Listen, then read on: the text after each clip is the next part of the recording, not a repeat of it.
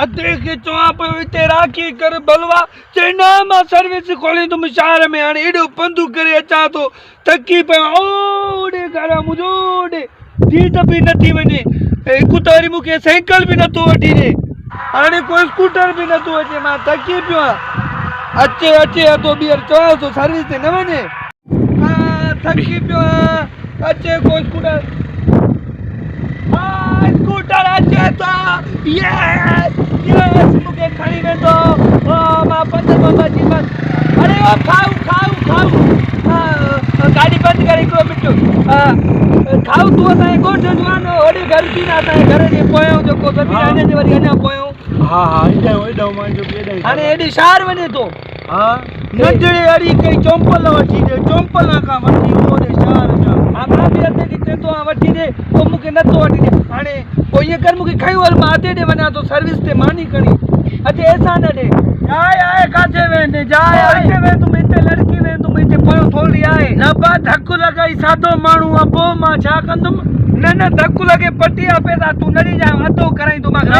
तो बावर तो मा सालू मा थकी पे आवडो पंदा दिसे तो 10 किलोमीटर पंदा पाणे रे न रोड भी ना ठायो मा वणा तो मानी दे त मा पुजाया मानी मुर्गी जो बोला तू के जलेबी ते रसो हारजी वेंदी यार मा के खयो हलो मुर्गी नचरिया बनियो हां खयो हलो नचरी मुके खयो हलो मामा तू ये कर मा के दे मा आती ऐसा न के वनी जा तो पाड़े जो अकेलो कारण जो मानी दीदे सही मा जा तो वनी तू दे त सही याद करे दी दादी मां भी जेतरे पंध घुमदो तो अचा बस अध कलाक लगदो पंध में पो पुजानो तो वट ठीक आ बस तू यार तो जड़ा मानू असा पाड़े में ब्या भी वेन खाऊ अला भलो मानू तू मां पुजाया तो पानी तो तिरजा कर हां ठीक है वन्यू अदा के भूख लगी आ देर की कब करे ठीक आ मां जा तो ही मानी बस हां तू आया तो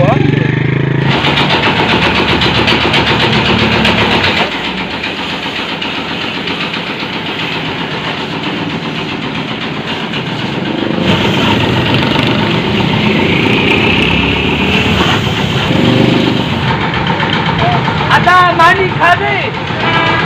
खादे तो भी वठी दे भाजाई ते पई ओ हाने रात का वारी बटालू वठी दे मुर्गी हुई गोड़े एनी मानी मोकले थोड़े मानी मोकले मु खाऊ जो खणी आई मानी खाऊ कर ले हां वो जब मा वना तो खणी तो वना मा थकी पियो मु को मास आस्ते आए मु कलाक 15 में लगी हो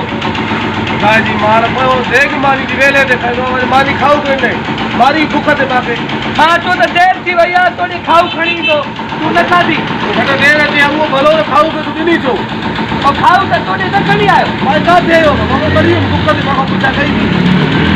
तो खाऊ कर ले और देर पैसे हाने मा वना तो खाऊ के गोला हां मा वटा न बता खा खाई बने अब वना तो आदा हाने पुटियर नडी तो न बे कुटे दारू पर चार देंगल दी न तो दी साइकिल से वो मान तू खाऊ बोल लिया आने वटा तो वनु खाऊ के बोले जो मा सामने तो मा भी हालत को मान वनु तो खाऊ खालो बे चक्कर भी कुटे तो बे चक्कर भी खाऊ के मानी दी तो मान चल